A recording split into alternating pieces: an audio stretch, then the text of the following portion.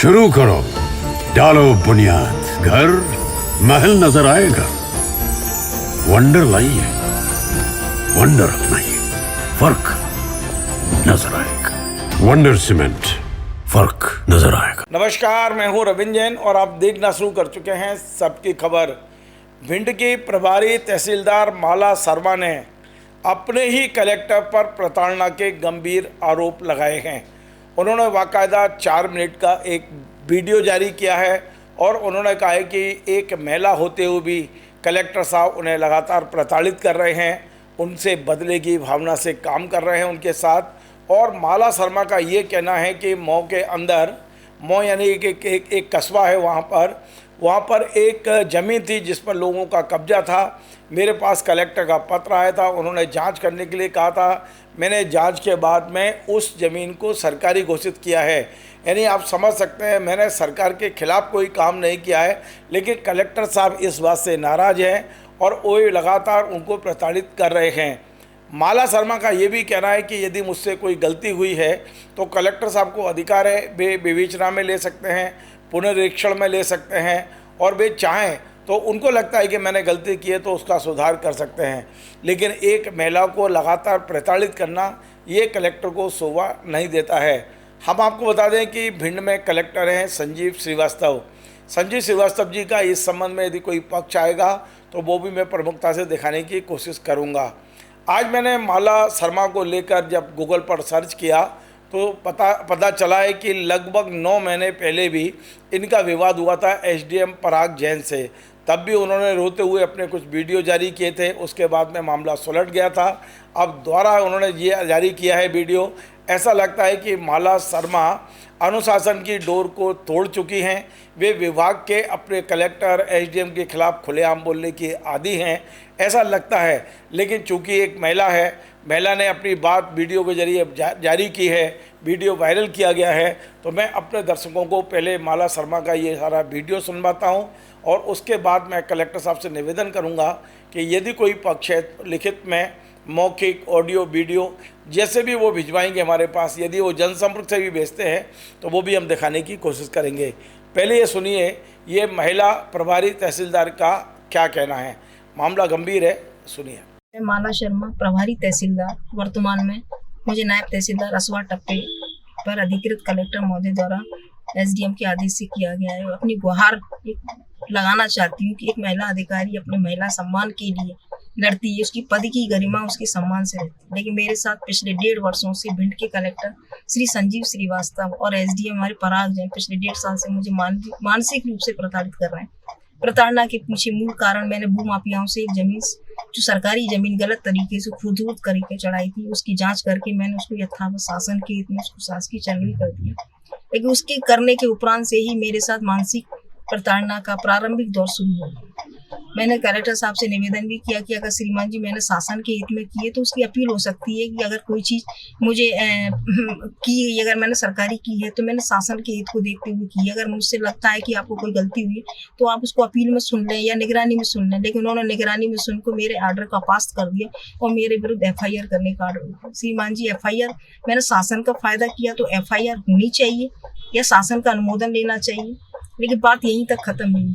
मेरे को जानबूझकर उन्होंने नायब तहसीलदार टप्पे पर भेज दिया, मेरे को बहुत अटैच कर दिया। जब मुझे लगा कि मेरे साथ अन्याय बहुत ज़्यादा हो रहा है तो मैंने न्यायालय के शरणागत होकर अपनी अपील पेश करी, जहां से मुझे अटैचमेंट के विरुद्ध मुझे स्टे प्राप्त हुआ।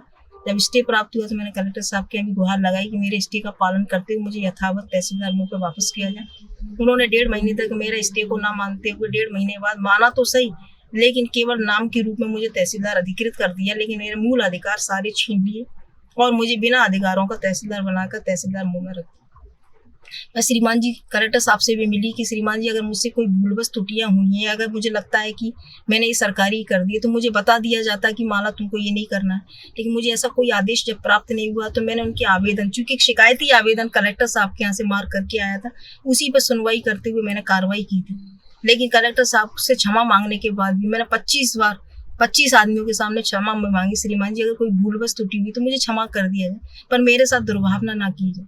लेकिन उन्होंने मेरी बात को नजरअंदाज करते हुए मेरे साथ दुर्भावना करना शुरू कर दिया। मेरी पिछले साल से मेरा इंक्रीमेंट नहीं लगाया, सभी अधिकारियों को लगा दिया, केवल मुझे कर दिया।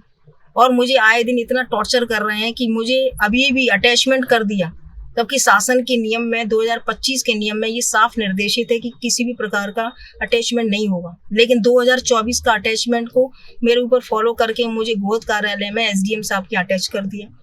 मैंने उसको भी चलो ज्वाइन कर लिया। मैंने मेडिकल अवकाश दिया कि श्रीमान जी मेरी तबीयत खराब है, ज्वाइन करने में असमर्थ हूँ, तो मेरे मेडिकल अवकाश 1.5 महीने का भी आज दिनांक तक स्वीकृत नहीं किया गया है। और कलेक्टर साहब ने भी एक आदेश भेज दिया कि इनका मेडिकल अवकाश स्वीकृत नहीं। ये आखिर ये अन्याय इतना मेरे साथ क्यों हो रहा है? मैंने एक सरकारी जमीन की, चूंकि मेरा पद ही कर्तव्य था कि शासन का हित प्रथम रूप से देखा, जो मैंने देखा। लेकिन मुझे ये नहीं पता था कि शासन का करने से मुझे इतनी मानसिक टॉर्चर कि आज मुझे माननीय मुख्यमंत्री जी से भी मैं गुहार लगा रही हूँ कि उनकी नीतियों में भी महिलाओं के प्रति एक सम्मानी दृष्टिकोण है कि महिलाएं एक सशक्त होकर काम करें, सुरक्षात्मक काम करें। लेकिन उन सब चीज़ों को दरकिरार करते हुए भिंड कलेक्टर और SDM इतने मतलब इंटेंशन सिर्फ द्वेष की भावना से, ईगो की भावना से, या तो मुझे बता दें कि ईगो कैसे शांत हो। मैं उनका ईगो तो शांत नहीं कर पाऊंगी, लेकिन अपनी गुहार मुख्यमंत्री जी से कहना चाहूंगी कि अगर उनकी नीतियों में महिलाओं के प्रति सम्मान करने की है तो वो सम्मानी दृष्टिकोण कहाँ है? एक तहसीलदार के साथ जब इतना अन्याय हो रहा है तो एक आम आदमी के साथ कितना होगा, इसकी हम आकलन कर सकते हैं। श्रीमान जी, मैं सिर्फ इतना कहूंगी कि मेरे साथ अन्याय हो रहा है। मुझे पिछले 3 महीनों से मेरा वेतन भी रोक दिया, मेरा इंक्रीमेंट रोक दिया, मेरा मेडिकल अवकाश तक स्वीकृत नहीं किया।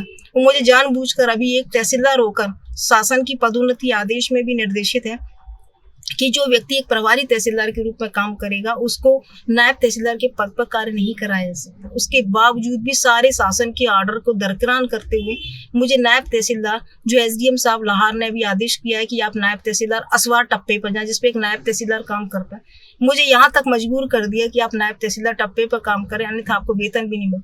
श्रीमान जी, आखिर मेरा ऐसा कसूर क्या है? एक महिला हूँ, महिला के साथ उसके पारिवारिक उत्तरदायित्व जो भी वो भी नहीं निभा पा रही। ऐसी स्थिति में सिर्फ मुख्यमंत्री जी से गुहार लगाना चाह रही हूँ कि मेरे साथ जो अभी तक कलेक्टर साहब और SDM साहब ने किया उसकी सुनवाई की जाए, वो मुझे न्याय दिया। आपने सुन लिया, ये थी माला शर्मा जो लगातार कलेक्टर साहब पर आरोप लगा रही है, कह रहे कि जानबूझ कर वे प्रताड़ित कर रहे हैं, किसी बदले की भावना से काम कर रहे हैं। अब कलेक्टर साहब का जो पक्ष होगा वो भी मैं आपको दिखाने की कोशिश करूँगा। आपको हमारा कार्यक्रम पसंद आए तो आप इसे शेयर करें, लाइक करें, कमेंट करें।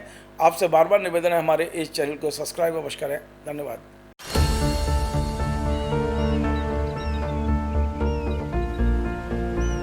जो बनकर मेरा हमसफर आएगा, सिर्फ उसी को फर्क नजर आएगा। शुरू करो, डालो बुनियाद, घर महल नजर आएगा।